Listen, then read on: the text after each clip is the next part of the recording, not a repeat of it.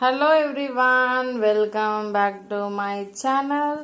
Friends, இன்னைக்கு வந்து பார்த்தீங்கன்னா உங்களுக்கு சூப்பரான கருவாட்டு குழம்பு எப்படி சமைக்கிறது அப்படின்னு தான் டீச் பண்ண போகிறோம் இந்த வீடியோவில். இப்போ வர ஆடி மாதம் வரப்போகுது. ஸோ நிறைய பேர் சாமிக்கு கூழெல்லாம் ஊற்றுவீங்க. கருவாட்டு குழம்பு கற்று வச்சுக்கிறது உங்களுக்கு யூஸ்ஃபுல்லாக இருக்கும். இந்த வீடியோவை ஃபுல்லாக பாருங்கள், ரொம்ப ஈஸியாக சமைக்கலாம். ஃபர்ஸ்ட் வந்து கருவாட்டு குழம்பு நீங்கள் சமைக்கணும்னா அதுக்கு ரொம்ப இம்பார்ட்டன்ட் இன்க்ரீடியன்ட் வந்து பார்த்தீங்கன்னா கருவாடு. ஸோ கிழிச்ச கருவாடு, குழம்பு கருவாடு, இது மாதிரிலாம் உங்களுக்கு எந்த கருவாடு வேணாலும் வாங்கிக்கலாம். ஓகே, ஸோ கருவாடு வந்து நல்லா க்ளீன் பண்ணி எடுத்து வச்சுக்கணும். கருவாட்டு குழம்புல கத்திரிக்காய், முருங்கைக்காய் அது ரொம்ப இம்பார்ட்டண்ட்டு. ஸோ அதெல்லாம் எடுத்து பண்ணி வச்சுக்கோங்க. நெக்ஸ்ட் வந்து பார்த்தீங்கன்னா புளி கரைச்சல். ஓகே, இப்போ வந்து கேஸ் ஆன் பண்ணிக்கலாம். உங்ககிட்ட சட்டி இருந்தால் சட்டியில், கடாயிலே வந்து பார்த்திங்கன்னா சட்டி இருக்குது. அதுக்கப்புறம் நிறைய இருக்குது மண்பாண்டங்களில். இதுதான் சமைங்க, ரொம்ப டேஸ்ட்டாக இருக்கும். எங்ககிட்ட ஒன்று இருந்துச்சு, இது பாருங்கள். அது என்னமோ சவுண்ட் எதாவது கேட்டுச்சு, அடுப்பில் வச்சுருந்தாங்க, அதை எடுத்து கீழே வச்சிட்டோம். அது கடாய் மாதிரியே இருக்குது, ஆனால் அது வந்து மண்பாண்டத்தில் செஞ்சது. ஸோ நெக்ஸ்ட் வந்து பார்த்தீங்கன்னா இப்போ நம்ம ஸ்டார்ட் பண்ணலாம் குக்கிங்கை. இது மாதிரி கடாயை வச்சாச்சு. அது நல்லா காஞ்சதுக்கப்புறமா சமையல் எண்ணெய் வந்து ஊற்றிக்கிறோம்.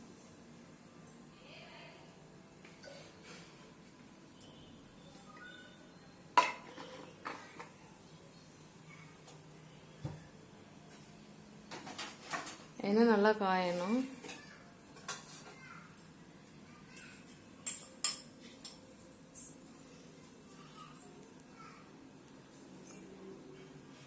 இதுதான் எங்களுடைய கிச்சன்.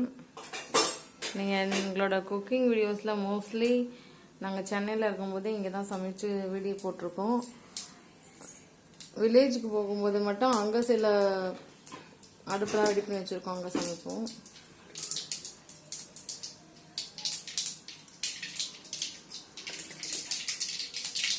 பாருங்க, இப்போ வந்து அந்த சூடாக எண்ணெய் இருந்துச்சு இல்லையா, அதில் கடுகு போட்டிருக்கோம். அந்த கடுகு வந்து நல்லா பொரியுது.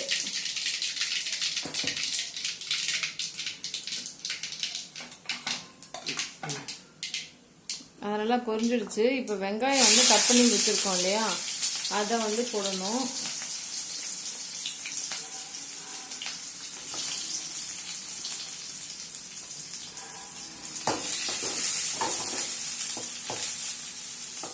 எப்பவுமே இது மாதிரி வெங்காயம் வதங்கிறது வந்து நல்லா கோல்டன் கலரில் ஒரு பொன்னிறமாக வர வரைக்கும் நீங்கள் வெயிட் பண்ணணும். அதுக்கப்புறம் தான் அடுத்த இன்க்ரீடியண்ட் வந்து ஆட் பண்ணணும். ஓகேங்களா?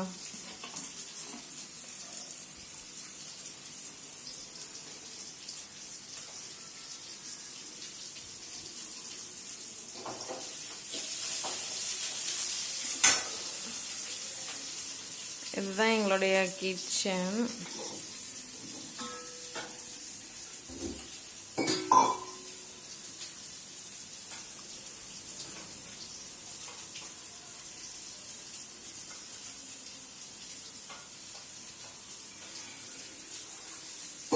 இங்கே பார்த்தீங்களா மாம்பழம் இருக்குது.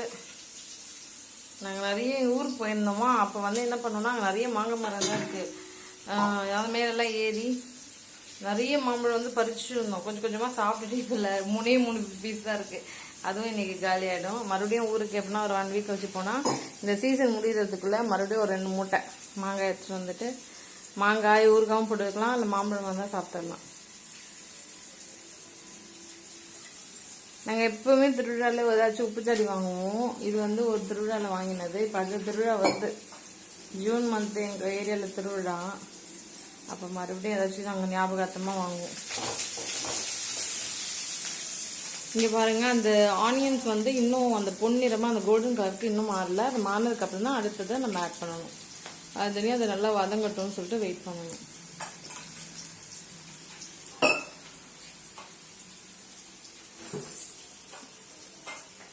இதுதான் எங்களுடைய கிச்சன் ரூம். இங்கேயே வந்து சாமி கும்பிட்றதுக்கான இது இருக்குது. அதை நாங்கள் இன்னொரு வாட்டி பூஜா வீடியோ போடுவோம். அப்போ நான் அந்த கிச்சனை இன் டீட்டெயிலாக காமிக்கிறேன். இப்போ ஜஸ்ட் ஒரு அவுட்லுக் மட்டும்.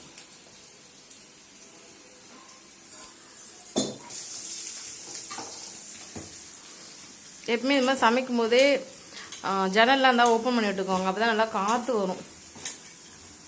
ஒன்று தான் ஓப்பன் பண்ணியிருக்கோம், இன்னொன்று ஓப்பன் பண்ணணும்.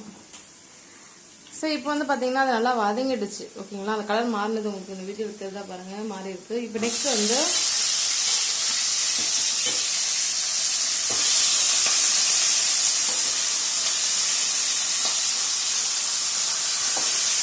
நாங்கள் வந்து அந்த கத்திரிக்காயிலே இந்த ப்ளூ கலர் கத்திரிக்காய் இருக்கு இல்லையா, அந்த கத்திரிக்காவை நீட்டு இதுவில் நல்லா அரிஞ்சு வச்சுருந்தோம். அது நம்ம அரிஞ்சு அப்படியே வச்சுருந்தோம்னா கலர் மாறிடும்.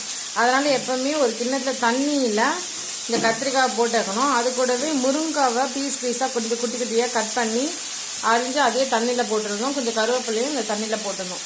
இப்போ மொத்தமாக அந்த கடாயில் போகிறதுக்கு முன்னாடி அந்த தண்ணியிலேருந்து நல்லா அலசி அப்படியே எடுத்த மாதிரி எடுத்து அந்த கடாயில் போட்டாச்சு. நெக்ஸ்ட் வந்து ஒரு தக்காளி வந்து புழிஞ்சு விட்டுக்கணும். இது பாருங்கள், நல்லா தக்காளி தெரியுது அவங்களுக்கு. ஒரு முழு தக்காளியை நல்லா புழிஞ்சு விட்டாச்சு. ஓகே,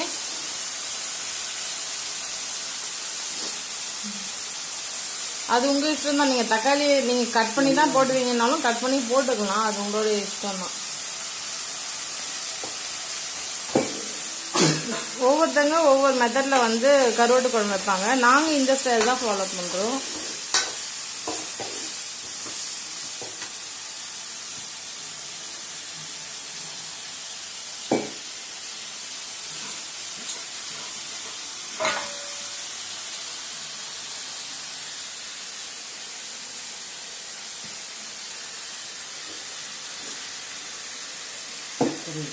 கருவாடு நாங்கள் ஆல்ரெடி கருவாடு வச்சுருந்தோம். அந்த கருவாடு வந்து நல்லா க்ளீன் பண்ணி நல்லா சுடு தண்ணியில் போட்டு அலசிட்டு இப்போ நாங்கள் வந்து கடாயில் போட்டு வச்சு பாருங்கள்.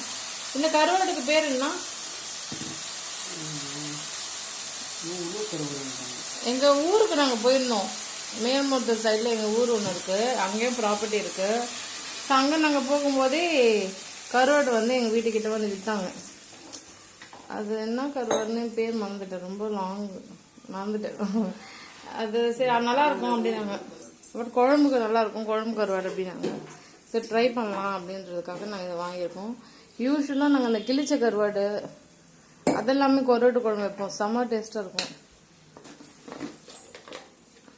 இப்போ பாருங்கள், தேவையான அளவுக்கு மிளகாய் தூள் வந்து ஆட் பண்ணிக்கணும்.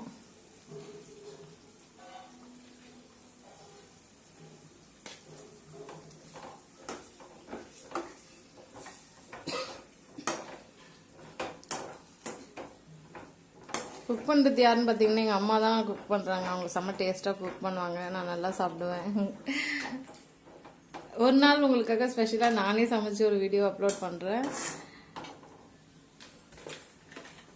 இது வந்து எங்கள் அம்மா தான் குக் பண்ணிகிட்ருக்காங்க. இது பார்த்தீங்களா? எல்லாருக்கும் ஹலோ சொல்லு. Hello hello.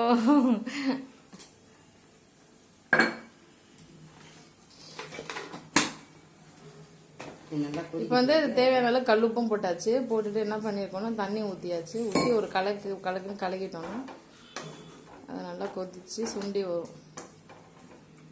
அப்போ சுவையான கருவாட்டு குழம்பு தயாராகிடும். ஆடி மாதத்துலலாம் நிறைய பேர் வீட்டில் கருவாட்டு குழம்பு வைப்பாங்க. கொஞ்சம் காரம் வந்து உங்களுக்கு தேவையான அளவுக்கு தான். நல்லா காரம் சாப்பிடுவீங்கன்னா போட்டுக்கோங்க, இல்லை கம்மியாக தான் வேணா அந்த மிளகாத்தூள் அளவு வந்து கம்மி பண்ணிக்கோங்க. சில பேர் என்ன பண்ணுவாங்கன்னா இது மாதிரி கருவாட்டு குழம்புல உருளைக்கிழங்கு கூட அவிச்சு அரிஞ்சு கட் பண்ணிட்டு அந்த ஒரு பீசஸ் கூட போடுவாங்க. உருளைக்கிழங்கு ஒரு வேணும் நீங்கள் உருளைக்கிழங்கு ஆட் பண்ணிக்கலாம்.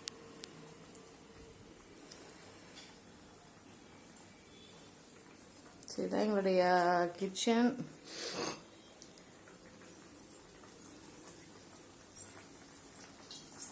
செம்ம டேஸ்ட்டாக இருக்கும். உங்கள் வீட்டில் யாருக்குன்னா கருவாட்டு குழம்பு வைக்கணும் பட் சமைக்க அவ்வளோவா ஐடியா இல்லைன்னா இந்த சேனலை சப்ஸ்கிரைப் பண்ணிக்கோங்க. அப்போ உங்களுக்கு நாங்கள் இந்த சேனலில் நிறைய குக்கிங் வீடியோஸ் வந்து அப்லோட் பண்ணி வச்சுருக்கோம்.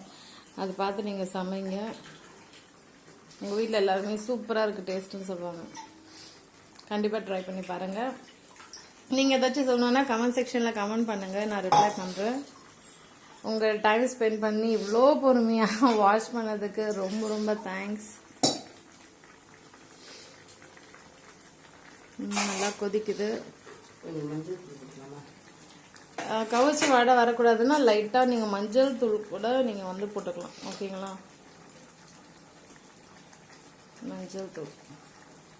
மஞ்சள் தூள் வந்து ஒரு ஆன்டிபயோட்டிக்கு, எந்த விதமான ப்ராப்ளமும் ஹெல்த்துக்கு வராது. ஸோ எப்பவுமே சமையலில் நீங்கள் முடிஞ்ச அளவுக்கு எதுலெல்லாம் மஞ்சள் ஆட் பண்ண முடியுமோ அது இதெல்லாம் மஞ்சள் தூள் போட்டுக்கோங்க.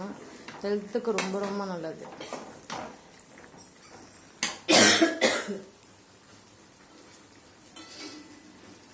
இது என்ன அப்படின்னா, எங்கள் அம்மா வந்து லேடிஸ்லாம் அடிக்கடிக்கு இந்த எள்ளும் வெல்லமும் சாப்பிடணும் அப்படின்னு சொல்லிட்டு எனக்காக அந்த எள்ளும் வெல்லமும் போட்டு மிக்சியில் அடித்து வச்சுருக்காங்க. ஸோ நான் பொறுமையாக சாப்பிட்றேம்மான்னு சொல்லிட்டு சொன்னேன். அதனால ஓரமாக வச்சுருக்காங்க. ஸோ நெக்ஸ்ட் வந்து பாருங்கள், ரொம்ப இம்பார்ட்டன்ட்னே புளி தண்ணி தான். புளிப்பு இல்லைன்னா ஒரு கருவாடு குழம்பு நல்லாவே இருக்காது. ஸோ அதனால் நல்லா புளி கரைச்சல் நல்லா 2-3 வாட்டி நல்லா ஃபில்ட்ரு பண்ணி வச்சுருந்தேன் புளி தண்ணி. பிகாஸ் புளியை கரைக்கும் போது நிறைய மண் எல்லாம் இருக்கும், ஓடுலாம் இருக்கும். அதெல்லாம் 2-3 வாட்டி நல்லா ஃபில்ட்ரு பண்ணி க்ளீன் பண்ணி அப்புறமா ஃபைனலாக வந்து இந்த குழம்புல வந்து அந்த புளி தண்ணியை சேர்க்கணும்.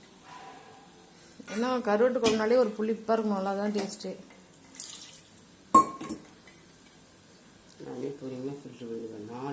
எவ்வளோ ஃபில்ட்ரு பண்ணாலும் இப்போ இருக்க புளியில் நிறைய மண் இருக்கணும். நீங்கள் ரொம்ப கேர்ஃபுல்லாக அதை வந்து வடிகட்டணும். ஓகேங்களா?